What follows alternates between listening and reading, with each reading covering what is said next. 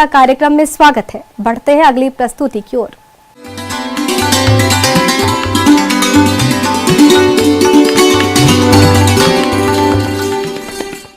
अन्नदाता हेल्पलाइन निःशुल्क फोन संपर्क सेवा के माध्यम से आपके द्वारा पूछे गए प्रश्नों में से एक या दो महत्वपूर्ण प्रश्न को हम अपने कार्यक्रम में शामिल करते हैं। इसी के तहत आज का चयनित प्रश्न और उसका जवाब इस प्रकार है।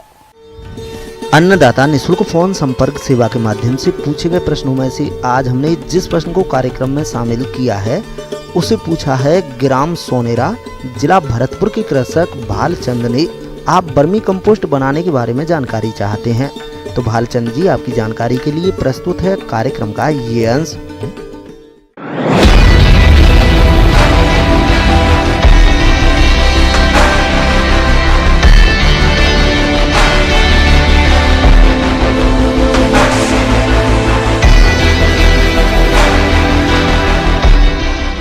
किसान बंधु, पहले तो ये समझा जाए कि वर्मी कंपोस्ट होता क्या है।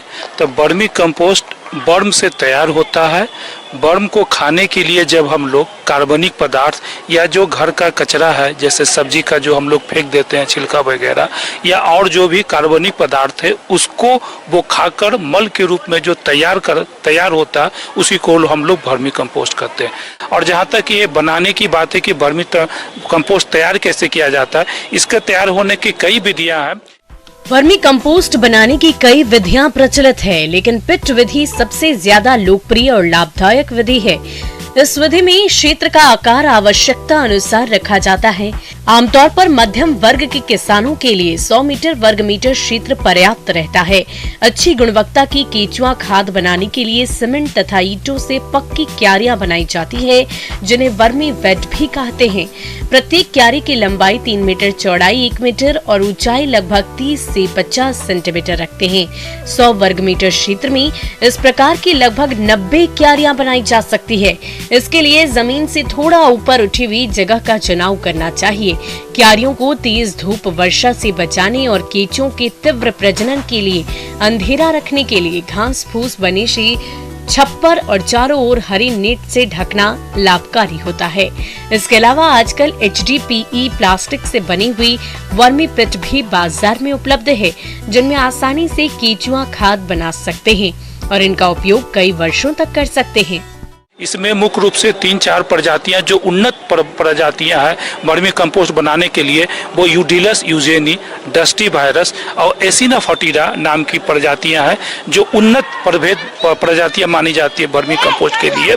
जो भी आपका ऑर्गेनिक पदार्थ उसको एक ढेर के रूप में रख दीजिए, लेकिन छाया जगह हो और हवा का आना जाना हो, वहाँ पर ढेर के रूप में उसको रख दीजिए और बीच में कहीं भी आप वर्म को रख दीजिए। वो खाएगा और जब खाना उनका खत्म हो जाएगा वर्मी को, तो वो उसकी तलाश में निकटवर्ती जो ढेर लगाए हैं उसमें वो चला जाता है। सड़ने के लिए रखे गए कार्बनिक पदार्थों के मिश्रण में पानी छिड़ककर ढेर को छोड़ दिया जाता है।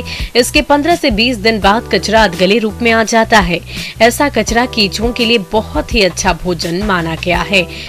इसी तरह से वो आप बना सकते हैं। या फिर गड्ढा है, गड्ढा में 6 फीट 3 फीट और 2.5 फीट का गड्ढा भी तैयार करके किराए वो अपनी, या फिर आजकल प्लास्टिक का भी होता है, प्लास्टिक का भी मेड़ के रूप में प्रयोग करके भी बहुत प्रचलित है। वर्मी कंपोस्ट तैयार होने की बात है, वो करीबन 1 महीना के आसपास में वो तैयार हो जाता है। अनुकूल आर्द्रता, तापक्रम तथा हवा में परिस्थितियों में 25 से 30 दिनों के उपरांत बेड की ऊपरी सतह पर 3 से 4 इंच मोटी केंचुआ खाद एकत्र हो जाती है। इसे अलग करने के लिए बेड की बाहरी आवरण सतह को एक तरफ से हटाते हैं। ऐसा करने पर जब केंचुए बेड में गहराई में चले जाते हैं तब केंचुआ खाद को बड़े से आसानी से अलग कर सकते हैं। खाद की पलटाई या तैयार कंपोस्ट को एकत्र करते समय खुरपी या फावड़े का प्रयोग कदापि नहीं करना चाहिए। कंपोस्ट जब हमारा तैयार हो जाता है तो भुरभुरा की तरह हाथ में उठाने पर भुरभुरा के तरह नहीं जस्ट लगेगा कि आपको चाय पत्ती, अगर हम जिस तरह से चाय पत्ती उठाते हैं हाथ में लेकर के, भुरभुरा टाइप का होता है, वो आसानी से फ्राइबल होता है जिसको बोलते हैं। उसी ढंग से वर्मी कंपोस्ट जब तैयार हो जाता है तो वो भुरभुरा दिखता है चाय पत्ती कलर की तरह। उसमें एक अनोखा चमक भी दिखता है। जैसे गोबर डालेंगे तो वो उसका कुछ कलर और हो जाएगा, लेकिन जब वो पूरी तरह से तैयार हो जाता है तो उसमें अलग टाइप की चमक भी दिखती है।